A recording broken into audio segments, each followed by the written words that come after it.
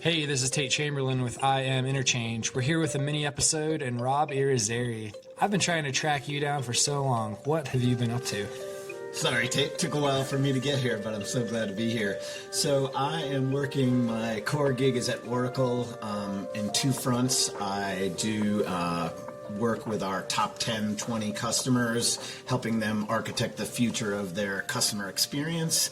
And then I also have a role in our innovation group where we deal with robotics and augmented reality and the Internet of Things. The Internet of Things. So you were on our, part of this feature is we've been featuring people that have been on our panels in the past, and we kind of bring them back in and talk about their backstories. And so what did you think of Coal Town? What did you think of the Coal Town event in general? I enjoyed it immensely. It's when you first invited me to be on the panel, I was thrilled both because it was you and everything you do is cool, and because it's an area I've been fascinated for a long time but didn't really know a lot about. So once I committed, then I felt I owed it to you and to the audience to do my research and get educated. So it helped me open a new dimension of my thinking. Yeah, it's kind of. I find it's kind of a new accelerated lesson in that topic. Yep. And then specific to the Coal Town, to the panel and the discussion, here in Bozeman, we watch these coal trains go by. You get caught at the railroad crossing all the time as these huge long trains go by with the coal dust spewing out of them. We really live and see it. And then on the other side, I see the sustainable energy. Elon Musk with roof tiles that you can't even tell isn't a shingle, that is a solar panel. Yeah. And so we have these two huge tensions where we have a bunch of infrastructure around creating power in these old, outmoded, and frankly, environmentally devastating ways, and then we have this cutting edge stuff that's going on where the price is dropping so dramatically that there's going to be a flip at some point, and there's going to be some both economic and employment and social cataclysm as we navigate that chasm. Do you think coal's going to be around forever? I think not. I think it'll be a while because you have so much infrastructure. But I think eventually it will have to go away. I mean, we have to stop destroying the planet. Otherwise, either we're going to go away or these old fossil fuel modes are going to go away. It's going to come down to that, I think. Yeah, and sometimes we learn by having to take a hard lesson. Yep. Pain will drive change in many cases. Yeah, geez. So was there anything that surprised you the most out of the event? Or person? I guess it was really just the huge disconnect between the two sides, in the sense of I try, and not me personally, but I think in general, trying to see both sides, and I felt like there were some of the people who were trying to look at both sides, and there were others who were just stuck on their side and kind of unwilling to see that there could be another viewpoint and come towards it. Yeah, and I thought yours was kind of the outlier that nobody really thought about. Everybody's climate. But yeah, that is a huge factor. But you came in, and yours was one of my favorite perspectives of kind of the artificial intelligence and the rise of the robots coming in. And we teetered on it a little bit, but we didn't quite get to nerd out on universal basic income. Right. I got the point that didn't get across. No, I don't think it did. And the challenge there for most people, so there's two core challenges there. The mainstream press talks a lot about robots, and when people hear the word robot, they think of in my area, you think of Lost in Space or the Jetsons. In the others, you think, depending on your age, you think of R2-D2 if you're the Star Wars era, or kind of all the Transformers if you're younger. And robots are much more than that. They will become the proportion of them that are physical entities will definitely become larger. But there are many of them that are just software. There's a 19-year-old kid in London who wrote an artificial intelligence robot that contested 265,000 parking tickets using artificial intelligence to learn as it challenged each case, and it won 165,000 of those cases. That's a lawyer, right? That's a team of lawyers that just got put out of jobs. And so the trend will be towards these, the stats are in the next 20 or 25 years, I think it was I can't remember, it was 40 or 60% of the jobs in Las Vegas will be done by robots. Primarily software, but also some physical robots. And I think what people don't understand is that because of Moore's law and the kind of the exponential curve of technology, the progress, there was a little bit back in the 60s with the Jetsons thing and the promise of AI, and it was way too early. It got pitched way too early. And so now there's a lot of skepticism. And now it's actually happening every day, all the time. There was an article yesterday. There was the first completely landed flight of a 737 by artificial intelligence. They've had like automated landings that get pretty close to the ground for a long time, but this was like no humans involved, right? There was recently the first F-16 automated, like artificially intelligent, complete mission, strike mission. So these things are happening, and they're happening rapidly. And once they happen in the military industrial sector, then they quickly transform into the commercial sector. So Moore's law, I've been telling people, I love your analogy of Moore's law. Can you explain that a little bit more right now? Sure. So Moore's law, this is Gordon Moore, who was back in the early days of transistors and integrated circuits. He predicted, based on some data, as we went from vacuum tubes to transistors to integrated circuits to microprocessors, that computing power would double every 18 months. And for several decades that held true. And what it implies is this exponential growth curve where the faster you go, it's kind of the way I think about it simply is the faster you go, the faster you go.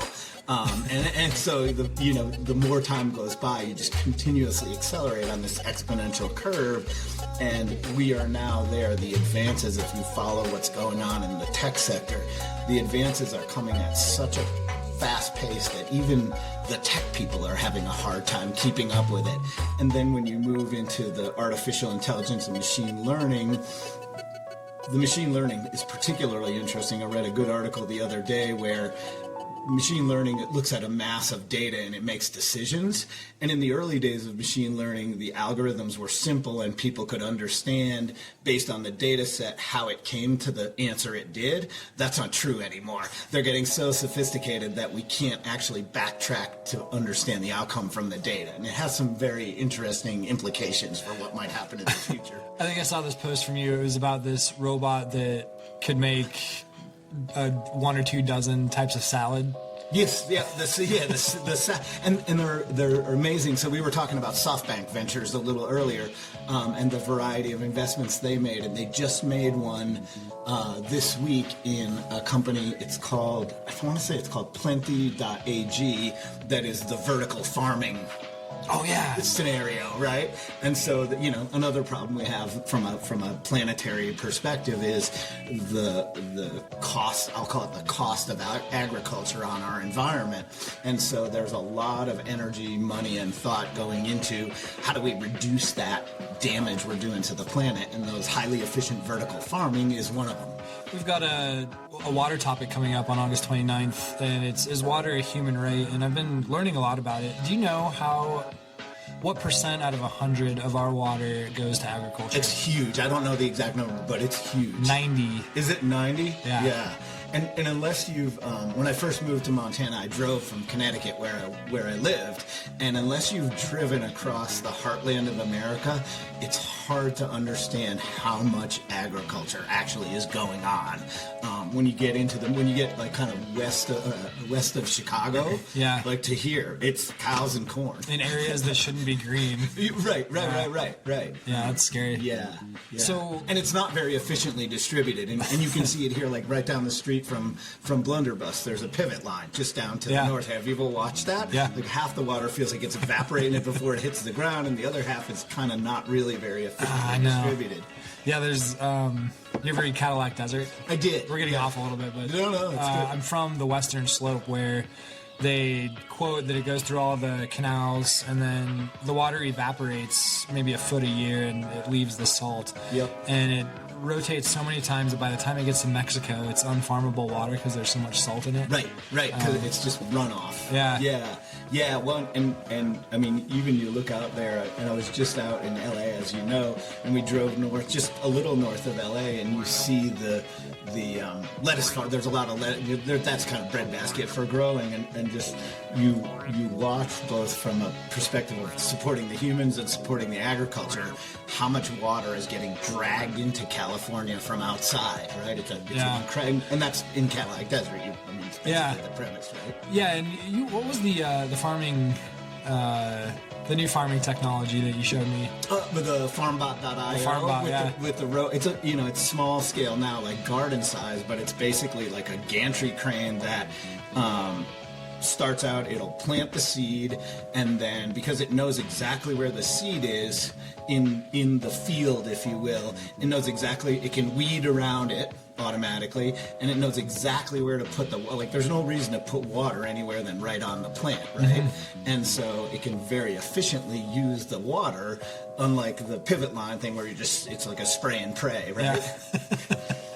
That's right. Spray. How about spray and waste? Spray and waste. So as a guy who arguably is developing the technology to take all of our jobs away, what is your intention? I'm glad you hit on that point, because I think it's a thing I think about. I spend a lot of time thinking about it. I think we, as technologists, own helping figure out the solution. We're in what we're calling now the fourth industrial revolution, right? And in the past, each of these industrial revolutions has gone well because the automation that gets introduced takes away the lowest skilled work, and then by definition, people get higher skills, which results in higher wages, which results in their ability to spend more, which drives the engine of the economy. Consumer spending drives the engine of the economy. And in each of these revolutions, the first three, that's happened. In this fourth one, robots will be taking the jobs, and by definition, they don't spend money. So there's going to be a fairly serious problem with the lack of consumer spending. And I feel like as technologists, we own helping figure out part of that solution, both from a technology perspective, and a lot of this, I think, will end up being kind of a policy and process solution. So, like a robot tax. A robot tax. Yeah, that's a good way to put it. And again, robots are software and hardware, not just the physical manifestation. So can you explain the robot tax turning into universal basic income? Sure. So you would take companies that deploy large numbers of these, I'll call them technology robots. So it's a piece of software that would go automate what an accountant does or what a medical technician does. X-ray analysis is a huge one right now, because a human can look at an X-ray. If I'm the X-ray reviewer, I've probably seen a few thousand X-rays in my life. The robot can look at 10 or 20 or 50 million of them, because it doesn't have any cognitive space limitation. So it can make a much better diagnosis, but B, it's going to disintermediate these humans. And so I think what we're going to have to think about carefully is, do then those companies that deploy those robots that take away those jobs, is part of their financial model, does part of their financial model have to be setting aside a portion of those earnings, revenue, profit, however you want to slice it, to come back into a pool to help pay people who get disintermediated? And when you look at software, one of the things about software is there's a very high cost generally to develop it the first time, but once it's developed, the profit margins are 90%. Right? Yeah. And so there's a lot of money there to go. It usually, in today's model, it ends up in the hands of the few.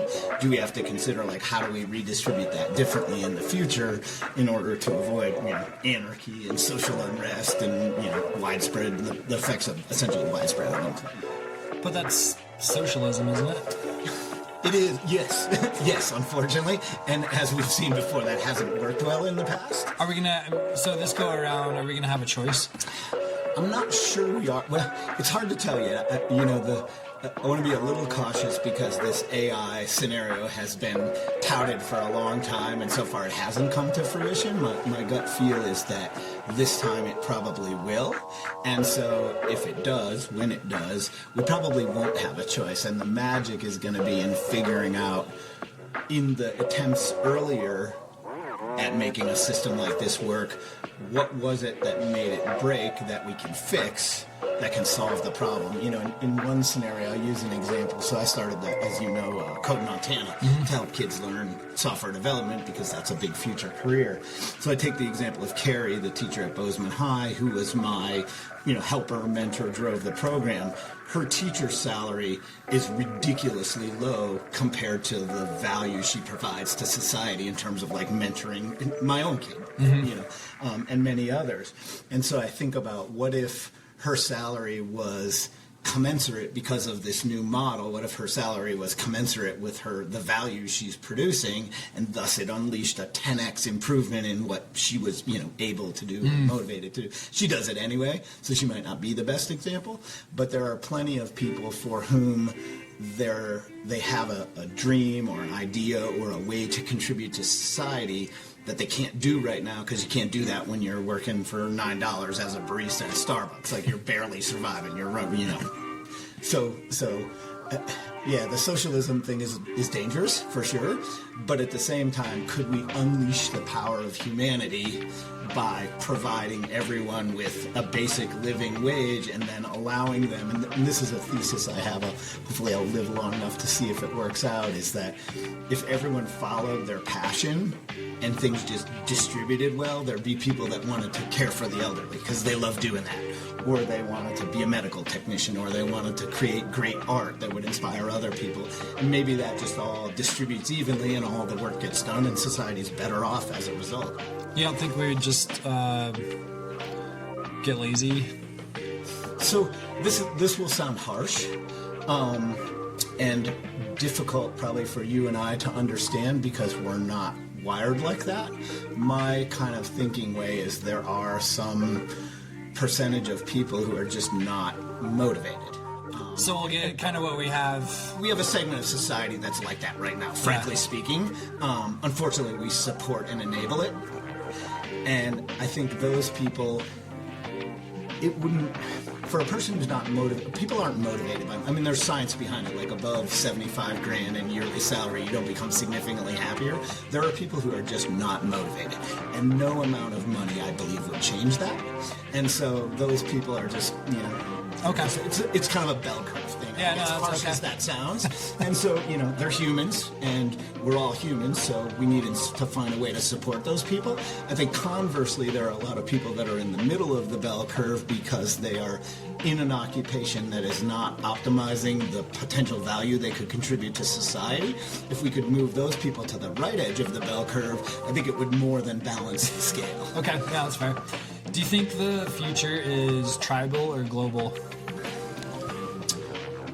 That's a great question.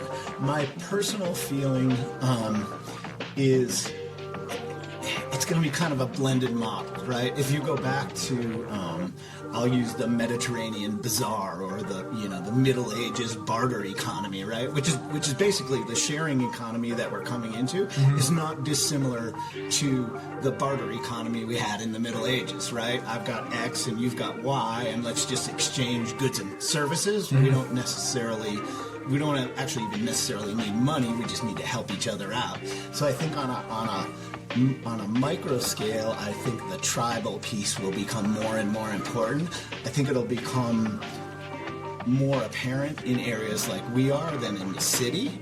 I wonder how it will eventually work out in the city, right? Because of the fact that, like here, for example, if you, and this is a little bit of a tangent, but like if tomorrow there was a widespread power outage, right, or a transportation outage, for example, in the city, and you see these apocalyptic novels and movies, like in 2 or 3 days there'd be no food left, because that it's totally dependent on that constant incoming supply. Whereas out here, I almost ran over a deer coming to your place today, right? And we grow vegetables, and we would have a much easier time making a transition in that, if that became accelerated by some macroeconomic event. Yeah, okay. But I do think it's going to move towards a more tribal, people helping and depending on each other the globalism, I guess the multinational thing is going to get to be challenging, right? And you see it already. You look at China, if you study carefully, like, back in the 80s, it was Japan's going to take over the world, right? They were the tiger in Asia at that point. And as we saw, and it started with them taking over the auto industry. But in the end, they didn't take over the world, right? It just didn't happen. And now everyone's concerned about China. But China's already got these huge problems. They have these ghost cities that they've built. They're doing all these things to drive the unnatural acts to keep the economic growth going. And eventually that's going to come to a bad end. And here, as the economic model rolls out, like, people are going to have to, we've been this consumption-based society, and I think people are trending towards experiences over things. And as that shift comes, the economies that are dependent on manufacturing, like China is, there's going to be less market for, smaller market for the product, and they're all dependent on economies of scale. Yeah. Like, how many iPhones can you actually use? Right? How many things do you actually need? And I think as that becomes more apparent to people, those economies that are dependent on manufacturing are going to struggle.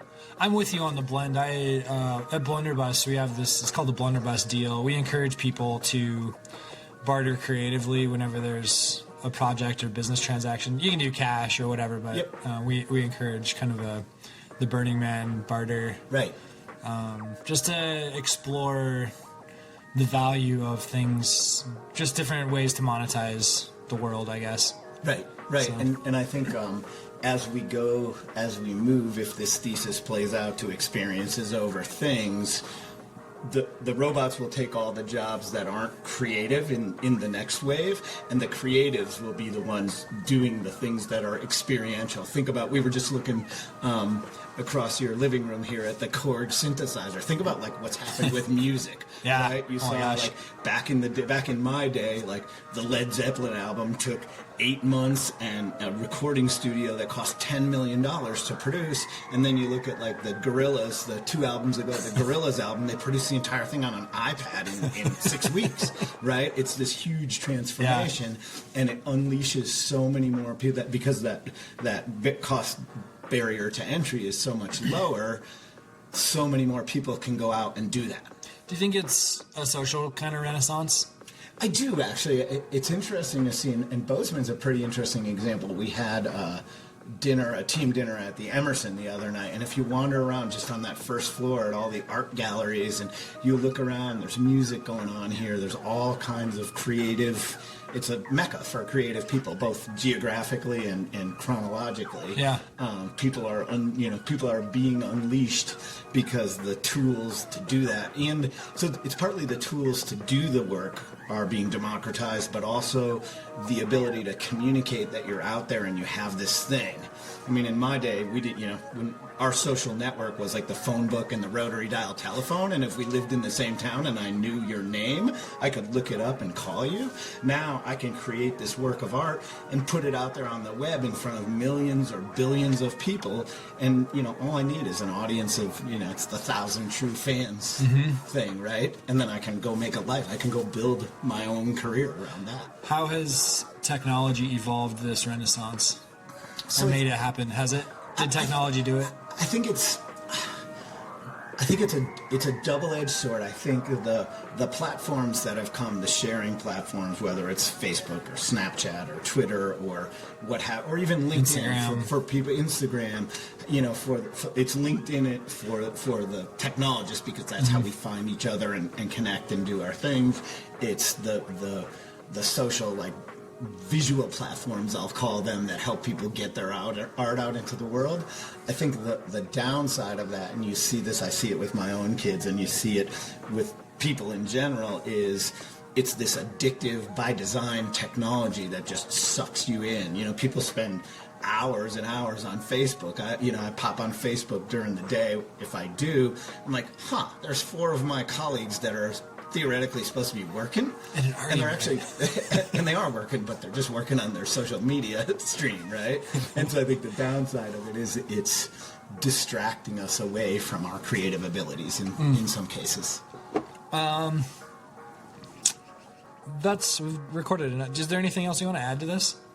No, other than, thanks for inviting me and just being part of driving this change with Blunderbuss and Interchange and all the things you do. It takes people who are willing to go break out of the mold and lead in a way that's often uncomfortable. Yeah. Right? Because you're swimming upstream against conventional wisdom and against the way people think, but it's those people that change the world. Well, thanks for being part of it. You've certainly been a great inspiration to me, and I know a lot of other people. So love it. Happy to do it, always. Tate Chamberlain, Rob Irizarry. We're at Blunderbuss right now recording for I Am Interchange. Stay tuned for our upcoming fall topics. We've got Is Water a Human Right topic. We've got a macho topic talking about kind of masculinity, and cultural appropriation topic coming up. So stay tuned. Have a great day, everyone. I Am Interchange is supported by listeners like you. If you'd like to make a social investment, visit our Patreon page, www.patreon.com/I Am Interchange. That's IAM Interchange. The sponsors include Humanities Montana, the City of Bozeman, the Montana Governor's Office of Economic Development, Montucky Cold Snacks, the Nova Cafe, 10 Directions, Headframe Spirits, Zocalo Coffee House, Whistlepig Korean, Sola Cafe and Market, Shank Construction, the Pride Foundation, Loken Productions, and Blunderbuss. Do you have an issue that's riddled by gridlock in your community? Contact us at iaminterchange.org. That's iaminterchange.org.